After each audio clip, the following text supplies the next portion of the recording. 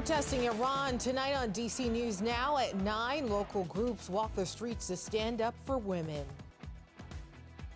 Plus, celebrating the local artists across the district. A look at the return of Art All Night and what it means for the community. And later, Houston, we have another problem. Why NASA's Artemis launch has been delayed again and when we can expect the next attempt. Thank you so much for joining us for DC News at Now at 9. I'm Annalisa Gale. It was a cool day for the first day of fall, and that is where we will start tonight with Scott Sumner. Scott, definitely turned on the heat for just the last couple hours before I left the house. What can we expect tomorrow? Well, we don't really need the heat in the short term here because it's going to get warmer tomorrow, Annalisa, but we will need that heat once again as we go into, I would say, Tuesday night, and certainly into Wednesday. We have a satellite radar picture that shows not much of action in the eastern half of the country, the mid-Atlantic states, as you can see.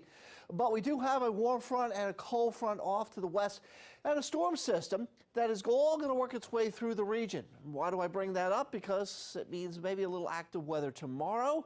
Now, as it currently stands, the Weather Center here, we're not really forecasting a lot of severe weather, but a couple of severe storms could pop up.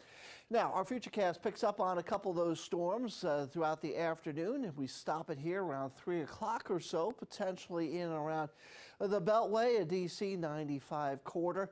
But as quickly as it comes in, it clicks out as well. Yeah, we're still lingering some showers and storms potentially at 5, but by 7, 8, 9 o'clock tomorrow night, things are improving as those showers, that rain, and those storms, whatever is out there, continues to move east.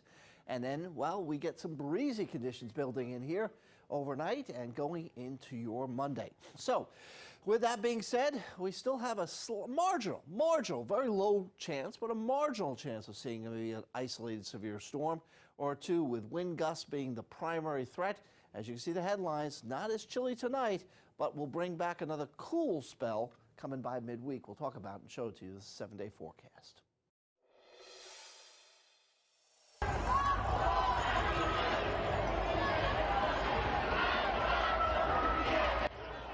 New at 9, dozens of people blocking the streets as they took a stand against the Iran government. This is located on M Street in D.C. Protests are happening not only here, but around the world after a 22-year-old woman was killed by police in Iran over some controversy about how she was wearing her hijab. New tonight, Fairfax County Police are continuing to ask for your help finding the suspects in a smash and grab robbery at Springfield jewelry stores. Police say that the two men that you see right there entered Sonia's Jewelries and Boutique on Tuesday. Shortly before noon, one man entered with a handgun and told the employees to buzz the second man in. The two then proceeded to smash the display cases and steal the jewelry inside before driving off in a stolen black Lexus SUV. Police are offering up to $1,000 for any information leading to an arrest in those cases. Well, new tonight in Prince George's County, today dozens of people celebrated the second annual African Heritage Festival. DC News Now reporter Yamarie Sese was there and spoke to people about the importance of that event. It gives me delight to welcome you all to the African Heritage Festival. A taste of Africa. As a community, as a people, we can come together. So we put aside our different religious backgrounds, our political orientations to come under one umbrella as brothers and sisters, fathers and sons, mothers and daughters, to have fun. With a thriving African community in Prince George's County, dozens of people came out to Walker Mill Regional Park to share and celebrate African heritage. We want to build a community where we express love. We want to build a community where we want to see that harmonious, communal activity that brings us together and celebrate our different diversities. There was food, music, activities for kids, and a big soccer match with different African countries playing against one another. Being that we're a few days to the World Cup in Qatar, So there's a lot of back and forth as far as my country is better than your country, my country is stronger than your country. So since we cannot individually play in Qatar, this is our opportunity to go up against each other and show them that, oh, my country is better than yours. For some, the festival was a chance to feel like they're at home in their native country. I don't get to go back as much as I should. My children don't get to go back as much as they should. So what they can't get by going back, they can get by coming here, meeting other Africans, Cameroonians, Togolese, just Africans in general. And they're looking forward to sharing the experience with everyone. We can have a common goal as one people and not go behind the divisiveness of my tribe, my culture, my religion. So we can all be one people, and united we can pretty much conquer any obstacle. The African Heritage Festival will continue through Sunday with the championship soccer match and a final celebration. Reporting in Prince George's County, Maryland, I'm Yamari Sase, DC News Now.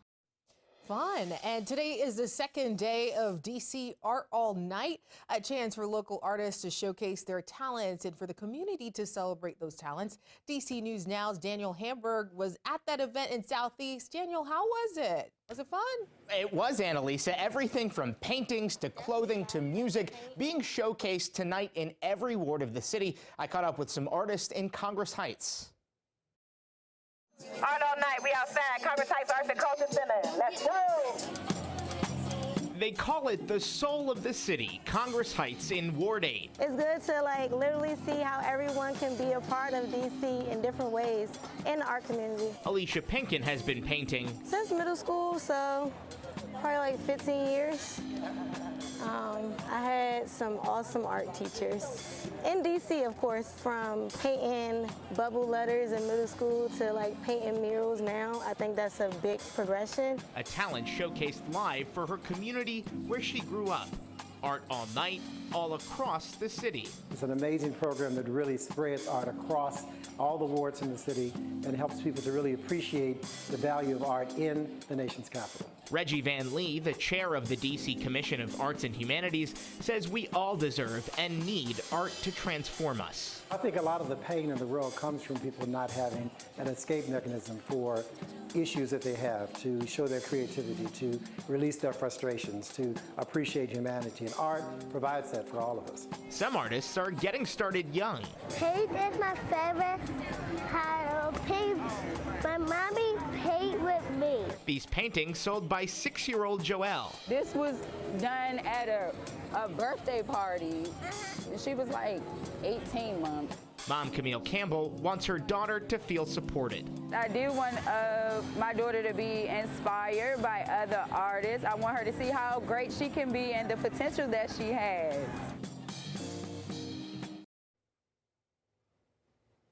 Now in Congress Heights, they have a midnight brunch. Some of the events throughout the city go until 3 a.m. In the studio, Daniel Hamburg, DC News Now.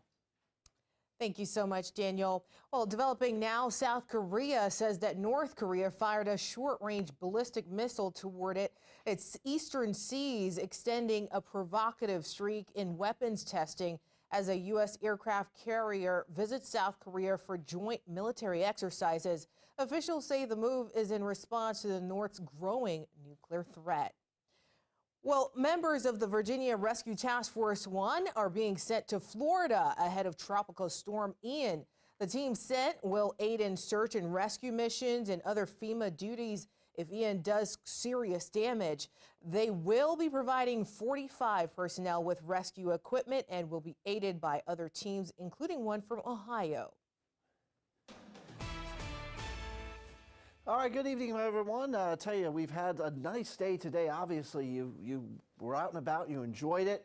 Humidity was low. Well, we're seeing some clouds start to build in from the west as it's coming in over my shoulder as we speak. No rain showers associated with that little bit of cloud coverage that we're seeing at the moment. However, we'll see more clouds building in as we go into tomorrow, and tomorrow's outlook is not as rosy as it is today. Matter of fact, out ahead of a cold front, well, we'll have more of a southwest wind, a little hotter, a little more humid, and that's going to help to fire up a couple of thunderstorms, as you see here. So, with that being said, what can we expect? Well, we do have a marginal risk still. I remember at 6 o'clock I showed this, and it was actually the day after. So I was a little jump of the gun a little bit. I said, oh, they dropped the marginal risk. No, the Severe Storms Prediction Center still has us under a marginal risk of seeing some severe storms tomorrow, but not tonight. Matter of fact, tonight we're very quiet, and temperatures, look at these lows tonight. Now, granted, we're not seeing 40s or even really 30s, but comfortable numbers here into the 50s, and slightly cooler than what we would see. Woodstock 52, Winchester 54, DC 55, and Baltimore 57 degrees. Hagerstown 54, and Cumberland coming in 53 degrees.